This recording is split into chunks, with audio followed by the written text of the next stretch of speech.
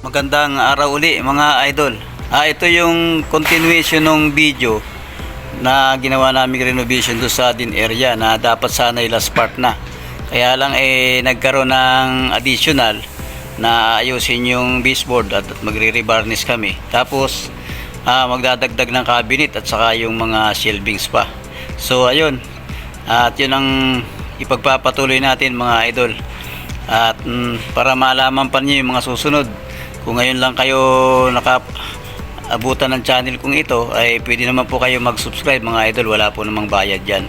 At i-hit na rin niyo yung notification bell para kung may bago kaming i-upload na video, mapanood ulit ninyo. So yun mga idol, at pagtyagaan po ninyo muling subaybayan at suportahan yung aming video. Ito po siya, panoorin nyo ulit. Thank you. Ito po muli ang inyong Alwagi, sumasaludo sa inyo. God bless.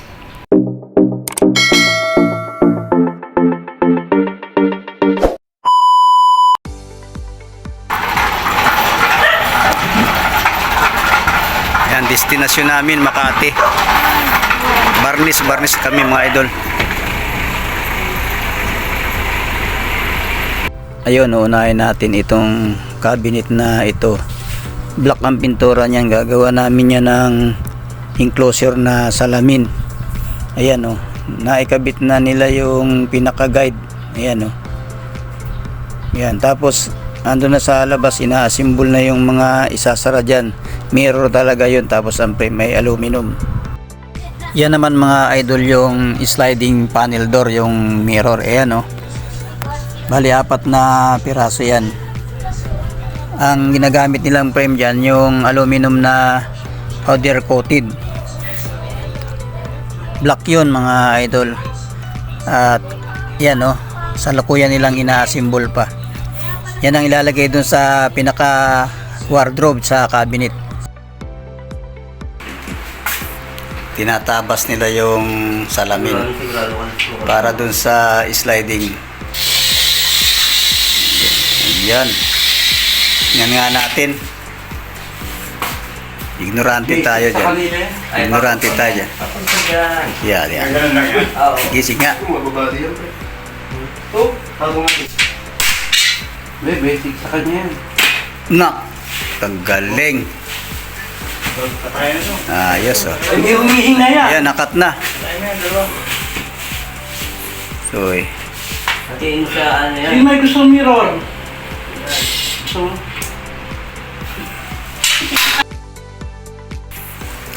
Yan. Simbol na nila yung ano, yung mirror door. Kuya Randy. Dear Hans. Tumaba na si Kuya Randy, hindi na makaangat to. Ayan. Oh, nauna si Kadi ng ano, 1mm. 1mm pa. Hindi sila tutulog ka Randy, no? Hindi kayo tutulog ano? Tulog po ako. Ayan. Ayan. So, nakakita na yan, son, ah. Ang galing ah. Nakakita na yan, ah. Saan na nakalagay yung gulong nun doon sa may taas? Balance siya, Kuya. Ay, balance Parang siya. yes, malung. Oo. Tingin mo. Galing. Partner mo, bra. Glass talaga yan. Ay, mirror pala, no? Mirror pala siya. Higpitan lang. Yan naman mga idol yung mirror sa ano, laboratory. Yung may salamin ng muka. Yan kasulukuyan nilang ini-install.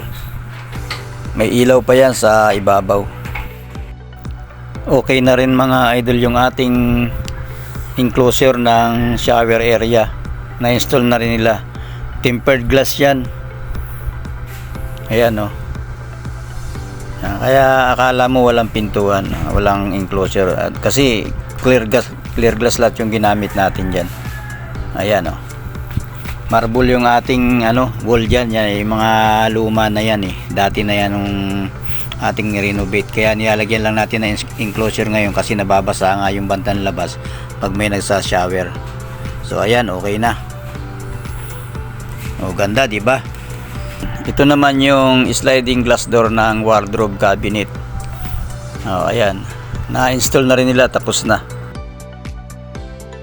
So ayan, yan na yung kabuuan ng ang CR ng ating din area. Nilagyan na rin namin ng tint yung 2 pirasong yun ng clear glass ng window para hindi makita yung tao sa loob.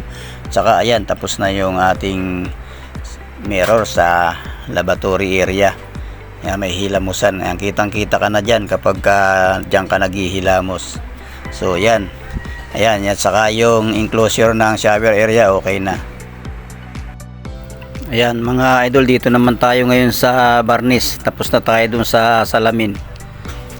Lilinisin lang natin muna ng konti dahil medyo maraming abala pag nag-varnish tayo. Dami-dami kasing abala eh.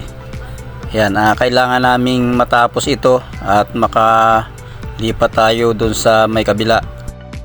Kalukuyan tayong nagba-varnish mga idol nung cabinet. Ayan para malagyan natin ang pinaka-top coat. Sinasanding sealer muna natin. Binabantayan natin mga idol yung finish ng varnish kasi masilan yung designer natin eh. Pag sinabi nilang satin finish, talagang satin finish yung kagaya ng kailangan haplos-haplosin mo yung yan ganyan. Kung pag may gaspang ay hindi pwede yun. So kaya patuloy nating binabantayan at nang matapos agad ng madali para walang abala at hindi tayo paulit-ulit. Ang gusto pa nung designer ay yung nakikita pa rin yung haspi. Ilang ulit na ang varnish na to patong-patong na. Kaya ang ginawa natin, gumamit na lang tayo ng graining tools para namang magkaroon pa rin ng haspi na hindi naman mahahalata. Akala mo original na haspi pa rin ng plywood. Yan na. Set up na kami nung mga paintings mga idol. Ayan. Okay na. Natapos na kami. Ayos na, ayos na. Mga isi-set up na lang yung mga ilaw kung saan dapat talaga ilagay ng final yan. Ayan. Bago ang isip nung aming designer, pinapalitan ng clear glass yung shelving. Dati kasi kahoy yan Ngayon ginawang clear glass na. Tempered po yan. Medyo makapal, 1/2 ang kapal niyan. Ayan, kasalukuyang ikinakabit nila ngayon para matapos na nila. Ang ganda naman Kita mo lagpasan yung ilaw hanggang baba, di ba? Tibay yan, tempered yan eh. Ayan, dito naman tayo sa mga paintings and decoration. Sasabit na natin lahat ito para matapos na natin yung kabuuan. Sige nga, on mo. Ang kulay blue pa yung iba. Kailangan green lahat. Kailangan green lahat yan. Pagbago na kasi green eh. Ayan.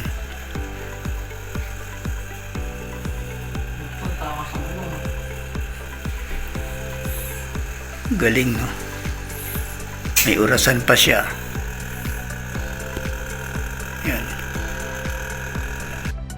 Ayan mga lodi, natapos na rin. Na-set up na natin lahat. Yung kulang na lang namin yung bumbilya dyan sa may mga ilaw-ilaw na yan. Kailangan kulay green, may mga kulay blue kasing iba na yan, yung sa may kabila, yan, kita nyo, kala mo totoong tao yun. Hindi tao yun, painting yun. Yan, libro. Okay na. Natapos din. Yan, okay na. Kasi na-set up na lahat. Salamat ng marami muli sa inyo mga idol. Lilipat naman tayo dito sa kabila. Diyan naman tayo ngayon. Salamat sa inyong pagsuporta sa amin mga idol. Ito po muli ang inyong Alwagi. Sumasaludo sa inyo. God bless po.